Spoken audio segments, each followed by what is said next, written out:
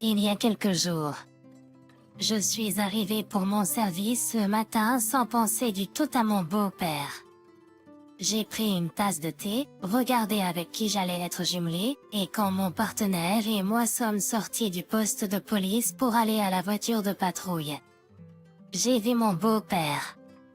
Il ne s'est pas approché assez près de moi pour une conversation, mais assez près pour que je puisse l'entendre. Il disait quelque chose à propos de ma femme et de l'argent dont il a besoin. Je l'ai vu, mais je l'ai totalement ignoré. Je suis simplement passée devant lui sans rien dire.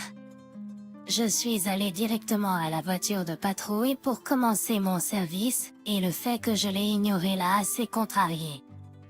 Il a reculé un peu, a attendu que nous montions dans la voiture, et juste avant que nous ne démarrions le moteur, il a attrapé un caillou et l'a jeté sur le pare-brise de notre voiture. Les fenêtres de nos voitures de patrouille sont assez solides. Heureusement, il s'est fissuré mais n'a pas cassé, et je ne me suis pas retrouvée avec un visage plein de verre. Mon partenaire ne conduisait pas.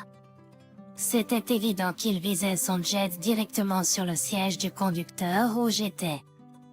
Puis il a réalisé que faire cela à une voiture de police devant deux policiers en face d'un poste de police était une chose si stupide à faire. Il s'est retourné et s'est enfui. Je suis sortie et je l'ai poursuivi. Cette poursuite n'a pas été très longue.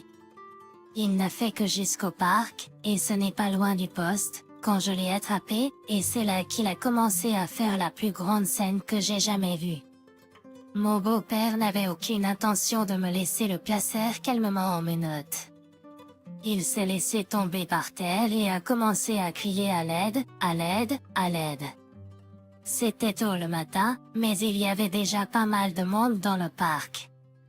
Certains faisaient du jogging, certains promenaient leurs chiens, certains se promenaient simplement pour arriver là où ils devaient aller. Ils criaient si fort et disaient des choses comme les bons gens, aidez-moi. Je suis maltraité. Appelez la police. Ce n'est pas un vrai policier. Il essaie de me kidnapper. Il appelait à l'aide pour que tout le monde dans le parc arrête ce qu'il faisait et nous regarde. Tout le monde, hommes, femmes, enfants, chiens, chats, écureuils, il n'y avait pas une seule personne qui ne nous regardait pas.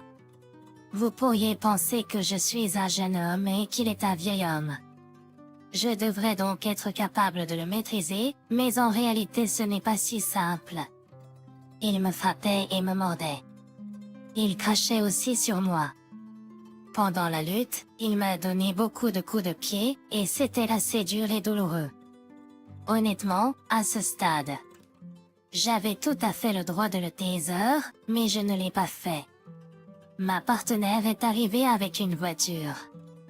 Elle m'a aidé, et ensemble nous avons réussi à lui passer les menottes. Le problème suivant était de le faire monter dans la voiture de patrouille. Nos voitures de patrouille sont comme des fourgons. La porte arrière s'ouvre et il y a une cage avec un banc où vous pouvez mettre la personne. Et mon beau-père n'allait pas y entrer sans se battre. Même menotté, il donnait des coups de pied à la porte. Nous avons écarté ses jambes très largement pour pouvoir le faire entrer. Et lorsque nous l'avons eu, il mettait ses pieds dans l'embrasure pour que nous ne puissions pas fermer la porte.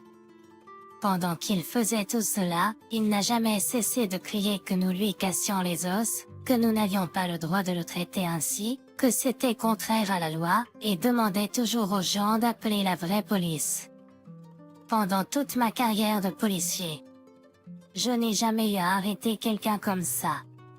J'ai arrêté beaucoup de gens agressifs, beaucoup de gens bizarres et beaucoup de gens ivres, mais ce que j'ai vécu ici est la chose la plus stupide qui soit. Nous l'avons emmené au poste de police. Nous avons eu beaucoup de mal à le faire monter dans la voiture. Maintenant, il ne voulait pas sortir de la voiture. Il s'accrochait aux barreaux et nous avons littéralement dû le saisir et le tirer dehors. Une fois dehors, mon beau-père a immédiatement demandé à voir le capitaine. Il n'écoutait pas lorsque nous avons essayé d'expliquer que le capitaine n'allait rien faire pour lui et qu'il ne devrait pas être dérangé par cela. Il a crié qu'il avait le droit de voir quelqu'un de supérieur et techniquement il avait raison, donc nous sommes allés chercher un capitaine pour lui qu'il a reconnu pour la dernière fois et n'était pas trop heureux de le voir. Mon beau-père a dit qu'il voulait se plaindre de cet officier, c'est-à-dire moi. Il a dit que j'abusais de mon pouvoir et que je l'avais renforcé à ma manière sans même me soucier qu'il était un vieil homme. J'ai tordu mes mains et je l'ai poussé dans la voiture et le capitaine a demandé à voir ma caméra corporelle. C'est l'une des raisons pour lesquelles nous utilisons des caméras corporelles en tout temps. Si le suspect dit une chose et que l'agent dit quelque chose de différent, alors vous pouvez regarder l'enregistrement et voir ce qui s'est réellement passé. Alors le capitaine a diffusé l'enregistrement pour que tout le monde présent puisse voir et il a demandé au beau-père ce que c'était. Et elle ignorait clairement mes ordres à la caméra. Le beau-père a dit que c'est moi qui me bats pour moi-même, c'est un instinct de survie. Je pensais qu'il sortirait son arme et me tirerait dessus. Le capitaine a dit non, c'est vous qui résistez à l'arrestation. Si un agent vous donne un ordre légal, vous êtes censé écouter. Et si vous n'écoutez pas l'agent a le droit d'utiliser une certaine quantité de force pour vous détenir. Ensuite, le beau-père a dit, c'est affreux. Je ne reçois aucun ordre de ce fuyard, tout en me regardant fixement. Il a été inculpé de vandalisme, de fuite devant la police, de résistance à l'arrestation et d'agression contre un agent. Et juste au moment où il allait être emmené en prison, le beau-père a soudainement commencé à se plaindre qu'il se sentait mal. Il a dit qu'il avait mal à la tête, qu'il se sentait étourdi et que sa tension artérielle était trop élevée, et il voulait une ambulance. Tout le monde a réalisé qu'il faisait semblant, mais juste pour être sûr qu'il ne se trompait pas et qu'il ne meure pas en arrivant à la prison, nous avons appelé l'ambulance. Les secouristes sont venus et l'ont examiné, et comme nous le pensions, il allait parfaitement bien. Son rythme cardiaque était normal, tout comme sa tension artérielle.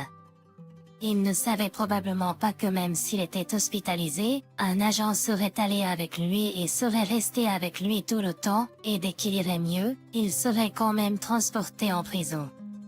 Il ne pourrait pas s'échapper s'il pensait à le faire. L'ambulance est partie, et même si notre capitaine est un homme très calme et posé, à ce moment-là, il semblait très irrité par le beau-père. Il a dit, « Mec, le cirque est-il terminé, ou essayez-vous de nous donner plus de bêtises ?» Le beau-père lui a alors demandé s'il allait me punir. Yann a dit, « Non, il ne va pas punir simplement parce que je faisais mon travail. » Et puis le beau-père l'a regardé droit dans les yeux et a dit, « Étudie ?» Je suis resté figé et je ne pouvais pas croire qu'il venait vraiment de demander ça à un capitaine. Je sais qu'il n'est pas gay, mais c'était probablement la chose la plus inappropriée qu'il aurait jamais pu faire. Il a ordonné que le beau-père soit emmené en prison immédiatement, et il a même eu l'audace de parler encore. Il a insisté pour avoir un appel téléphonique pour appeler sa fille, et qu'elle puisse payer sa caution. Je ne suis pas sûr pourquoi il pense que ma petite amie va le payer cette fois-ci alors qu'elle ne l'a pas fait la dernière fois. J'ai appelé d'abord et lui ai dit que ce monstre est arrêté. Elle semblait assez heureuse car elle en a marre de lui. Le capitaine a proposé à ma petite amie de venir à la station et de regarder l'enregistrement si elle le souhaite, mais nous ne voulons vraiment pas le montrer et ce n'était pas nécessaire. Le beau-père a appelé ma petite amie, mais elle a refusé de le sortir de prison, donc il doit rester en cellule jusqu'à son procès puisqu'il a déjà des antécédents. Je serais surpris s'il n'est pas condamné cette fois-ci. Peux-tu croire qu'il mettrait sa propre fille dans une telle situation étrange, et maintenant il risque réellement d'aller en prison ?